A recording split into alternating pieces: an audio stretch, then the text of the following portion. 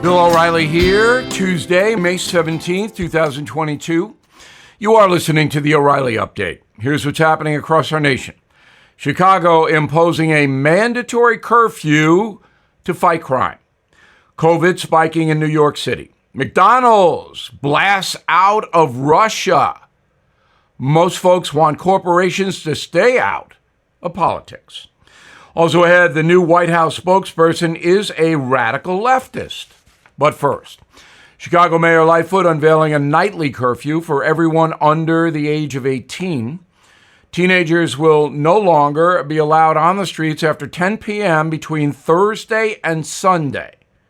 The tough new rules went into effect after a 16-year-old was shot and killed in a local park.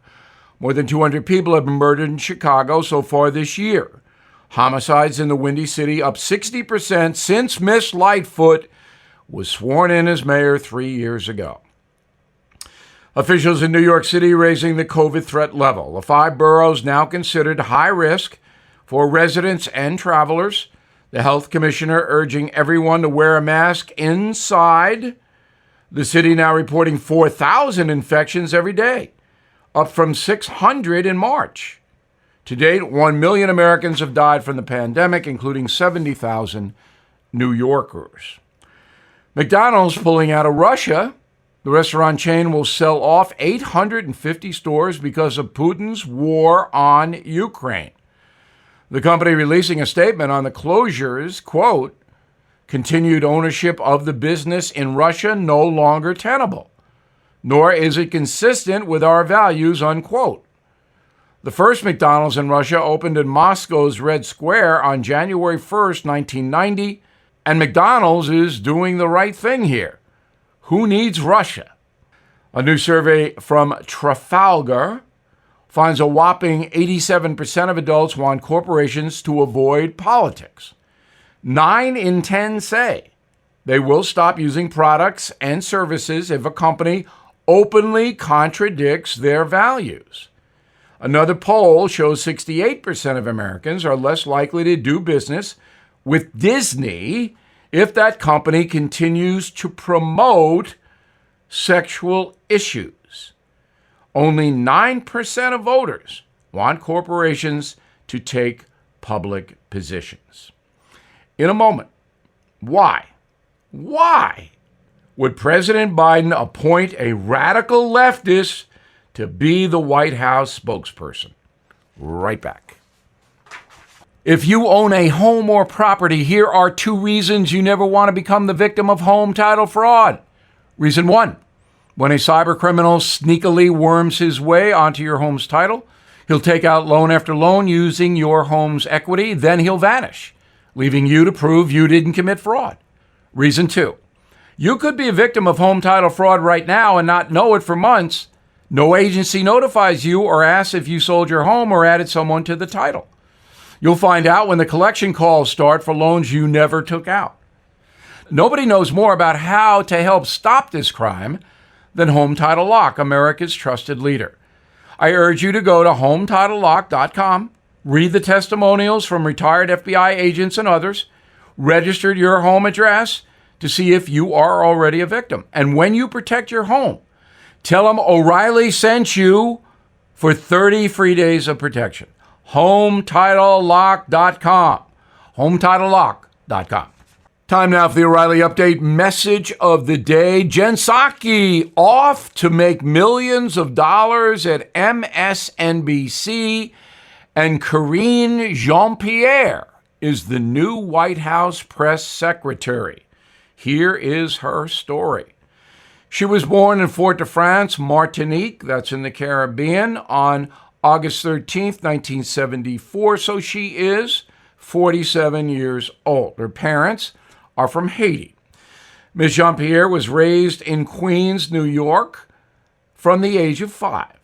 She studied at the New York Institute of Technology, then Columbia University. She is the first openly gay African-American immigrant press secretary. Her partner is CNN correspondent Suzanne Malveaux. They have one adopted daughter. On the career front, she worked as a campaign director for Barack Obama during the 2008 election. Later, Miss Jean-Pierre became the director for the White House Office of Political Affairs under Obama. Then she went over to MoveOn.org, and that is a radical left organization, as a senior advisor. She joined the Biden administration as deputy press secretary in 2021, last year. Karine is controversial, to say the least. After the 2016 election, she said, quote, "Stolen emails, stolen drone, stolen election. Welcome to the world of Donald Trump." Then in 18, she said, quote, "If it walks like a racist, talks like a racist, acts like a racist, it is a racist. And we have a racist president in the White House who really pushes his racism like a peacock," unquote. Ms. Jean-Pierre called Attorney General Jeff Sessions a racist.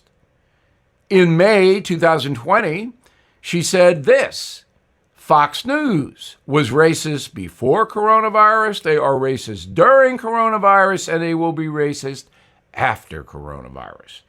Also, in the year 2020, she opined, "Systemic racism pervades every part of our society." So, if that's true, how does Karine become the White House press secretary? But the real question is, how could any president pick a radical like this to represent him? It is unbelievable. What you have here is a situation where the White House press secretary is supposed to be speaking to all Americans. But Karine is a hater. She doesn't like her country. She doesn't like anybody who opposes her. They're all racists. This is crazy. But that's what the Biden administration has chosen to do. So, there's nothing we can do about it. I'm Bill O'Reilly. I approve the message by writing it. If you would like more honest news analysis, please visit BillO'Reilly.com. And I hope you check out my brand new book, Killing the Killers, will debut at #1 on the New York Times list this coming Sunday. In a moment, something you might not know. This is a special alert to all Americans who own a vehicle with less than 200,000 miles with an auto warranty about to expire or with no warranty coverage at all. Due to a decline in the economy, CarShield is announcing a low-cost month-to-month vehicle protection plan that is now available to the public to save any driver out-of-pocket expenses on future auto repairs. Call now to find out how you can pay almost nothing for covered auto repairs. Yes, you heard that correctly. Pay almost nothing for covered auto repairs. An open phone line has been established for all drivers to call for a free quick quote. Call 800-925-7584 now. Drivers who are covered will not have to pay for covered repairs again. This protection plan is at an all-time low. Additionally, drivers who activate this vehicle protection today will also receive free roadside assistance, free towing, and car rental options at no additional cost. Call us for your free quick quote today. 800-925-7584. That's 800-925-7584. What do you have to lose? Call 800-925-7584. Again, 800-925-7584. Now, the O'Reilly Update brings you something you might not know. 18 years ago today, 2 women were married in Cambridge, near Boston, becoming the first legally married same-sex partners in the USA. Within hours, hundreds of other gay couples applied for nuptial licenses in the Bay State. Here is the story of same-sex marriage.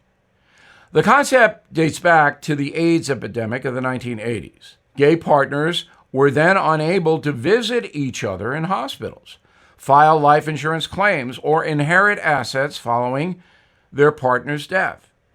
In 1996, President Clinton signed the Defense of Marriage Act, denying federal recognition to same-sex marriages. President George Bush the Younger later broached the idea of a constitutional amendment to define marriage as the union between a man and a woman.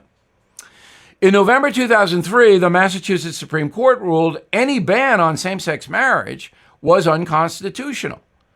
The judges gave the state 180 days to ramp up and allow gay nuptials. On May 17, 2004, officials in Boston began officiating same-sex marriages. President Obama initially opposed that, but then changed his mind in 2014, telling the New Yorker magazine, quote, "I think the Equal Protection Clause does guarantee same-sex marriage in all 50 states. 1 year later, the Supreme Court ruled that same-sex marriage is a constitutional right. The 5-4 decision says, quote, "Same-sex couples seek in marriage the same legal treatment as opposite-sex couples. It would diminish their personhood to deny them this right," unquote, by the Supreme Court. Today, there are approximately 500,000 married same-sex couples in the USA. 20% of gay households have at least one child. Many of them have adopted. And here's something else you might not know. Data from the Census Bureau shows the divorce rate among same-sex couples is lower than the national average. Just 25% of gay marriages end in divorce compared to 50% for straight marriages. Back after this. Supply chain issues have been a catalyst to bring high-tech manufacturing back to the USA. My tech guy, the founder of Brownstone Research, calls it the Great Recalibration and discusses it in his new newsletter, Near Future Report. For 35 years, Jeff Brown has helped his subscribers safely navigate volatile times to preserve and grow wealth. He also answers your most pressing questions like how to protect your retirement from inflation. What are the implications of a new digital currency and the Great Reset? What will the Fed do with interest rates? And what's going to happen in the stock market this year? Brownstone Research has been at the forefront of major market moves for 35 years. Let Jeff help you by signing up for his newsletter today at a 75% discount, a 12-month subscription, only $49. So please go to jeffbrowntech.com. jeffbrowntech.com, jeffbrowntech.com. Thank you for listening to the O'Reilly Update. I am Bill O'Reilly. No spin, just facts, and always looking out for you.